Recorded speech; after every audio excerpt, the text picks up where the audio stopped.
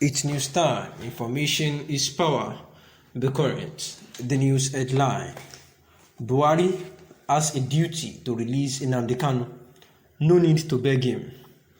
A pan-Igbo sociocultural organization, Nzuko Indigbo, has said that President Muhammadu Buhari need not to be pleaded with to release the leader of the indigenous people of Biafra, Ipob, Mazi Nnamdi Kanu, from the custody of the Department of State Service (DSS). Within Nigeria, had reported that Buhari had disclosed that he will consider the release of Kanu after traditional and religious leaders in the southeast asked him to grant amnesty to the Ipob leader to de-escalate tension in this zone. Buhari made the remark during a meeting with some southeast leaders under the aegis of highly respected Igbo greats led by the First Republic parliamentarian and Minister of Aviation, Chief Mbazulike Amici, at the State House, Abuja. Amici pleaded with the president to release Kanu rather than opt for military actions. We recall that the breakaway agitator, Kanu, is facing treasonable felony charges preferred against him by the federal government of Nigeria before Justice Binta Muritala Nyako-led Federal High Court in Abuja.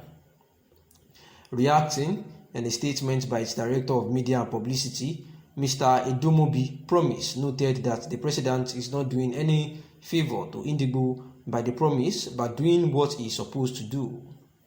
The group maintained that there was no reason at all for arresting the Ipob leader in a Gestapo manner and demanded for the trial of all those that abducted him from Kenya. The Nzuko Indigbo advised against people visiting President Muhammadu Buhari on behalf of Indigbo without discussing with anybody. The socio-cultural organization also noted that it is killer herdsmen, bandits, and Boko Haram that should be targeted by Buhari and not Nnamdi Kanu or the Yoruba activist Sunday Igboho. According to Nzuko Indigbo, let Buhari release and apologize to Nnamdi Kanu for the unlawful kidnapping by the federal government. Professor Umabueze issued a brief statement yesterday saying, "I applaud your decision to consider Nnamdi Kanu's release, despite the fact that, as you stated in your statement, granting the request will have serious consequences." Igbo leaders and serving ministers led by First Republic Aviation Minister Chief Mbazulike Amici met with President Muhammadu Buhari at the Presidential Villa, Aso Rock, Abuja, and pleaded for the release of Mazi Nnamdi Kanu, the detained indigenous people of Biafra, Ipob leader, who is on trial. In response to the Igbo leader's plea, the president said in a statement issued by his special advisor on media, Mr. Femi Adesina, that you have made an extremely difficult demand on me as the leader of this country. The implication of your request is very serious. In the last 6 years since I became president, nobody would say I have ever confronted or interfered in the work of the judiciary. God has spared you, and I have given you a clear head and a very sharp memory at this age. A lot of people half your age are confused already, but the demand you made is very heavy, but I will consider it. And this was the news as per Nnamdi Kanu's release, of which the Southeast leaders had actually gone to pay President Muhammadu Buhari a visit so as to discuss on how to release him, that is to find a political solution to the detainment of Mazi Nnamdi Kanu, who is still presently at the DSS facility. And this has actually been ongoing for quite a while now, while the Southeast leaders have been appealing to the indigenous people of Biafra and their leader, Mazi Nnamdi Kanu, to allow the gubernatorial election in Anambra State to hold after they are directed that there will be a sit-at-home order for everybody in the Biafra land. And due to the plea of the Southeast stakeholders, which they have actually said that they are going to ensure that the federal government, looks for a political solution to address this situation. However, that they should stop their sit-at-home order so that they can intervene. And this the Ipob had complied with, and that is one of the reasons why the Southeast leaders had made a bold step yet again to visit President Muhammadu Buhari at Abuja so as to discuss a way forward.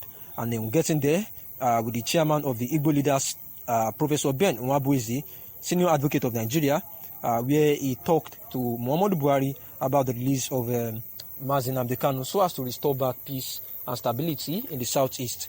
And during a brief, he says that he applauded the decision to consider Nnamdi Kanu's release, that is President Muhammadu Buhari applauding them and saying that this is one of the things from him, that he does not like to interfere in anything judiciary, and that was why he had stayed clear from anything concerning Mazi Nnamdi Kanu, even during his extradition from Kenya back to Nigeria, and saying that the lines between the executive arm and the judiciary arm is quite different, and they have separation of powers, and that is why he doesn't want to interfere in anything concerning the separatist leader Mazi Nnamdi Kanu, who is still at the DSS facility. Remember that during his trial, of which Justice Bita Nyako had adjourned to January 2022, that a whole lot of his lawyers and even Southeast leaders were denied access into the DSS facility. And this is one of the reasons why these people are of the opinion that if truly the president and the executive arm does not have anything to do with the with the case, then the DSS shouldn't have taken full control of the court, as at when the lawyers of Mazi Nnamdi Kanu and his stakeholders, such Southeast leaders, were denied access into the courtroom. However, President Muhammadu Buhari has actually said that he will look into the matter. Southeast. The group maintained that the crisis rocking the region is instigated by the actions or inactions of certain forces embedded in the current federal administration in Nigeria. Therefore, it says that any political solution to the crisis is a welcome decision and is no way an interference with the judiciary, because the president, through his Attorney General of Federation, instituted the persecution of Nnamdi Kanu. First and foremost, the crisis started when the president refused to accord the Igbo nation the constitutionally mandated and required equity and equality of Nigeria by not considering anybody in the southeast to head any security under his watch. Nobody from the southeast is holding any command or leadership position of a security institution under this current dispensation. The over 60 million Igbo citizens of Nigeria were practically pushed out of Nigeria by Mr. President when he did not trust any Igbo person for appointment of or into any strategic dimension as one of the security chiefs under his government. So, Nnamdi Kanu and his Ipob are just mere manifestation of the deep-seated collective angst of the Igbo nation, instigated by marginalization and apartheid policy of President Muhammadu Buhari's exclusionist policies targeted against Igbos. So, it is Mr. President that caused the problem in the first place. So, he should resolve it by releasing Nnamdi Kanu unconditionally and ending the systematic persecution in the High Court of Nnamdi Kanu. Nnamdi Kanu's alleged offences, which is broadcasting through his Ipob radio station in the remote part of London, is not up to 50% of what Nasir El-Rufai or Sheikh Gumi have done and said against Christians and southern Nigeria, but they are free. But Nnamdi Kanu is detained because he is Igbo. Nnamdi Kanu has not done or said half of what Sheikh Ahmad Gumi has done or said in the media, yet he is a free man moving around with security, whereas the other one is still in detention because he is an Igbo man and his life is still threatening.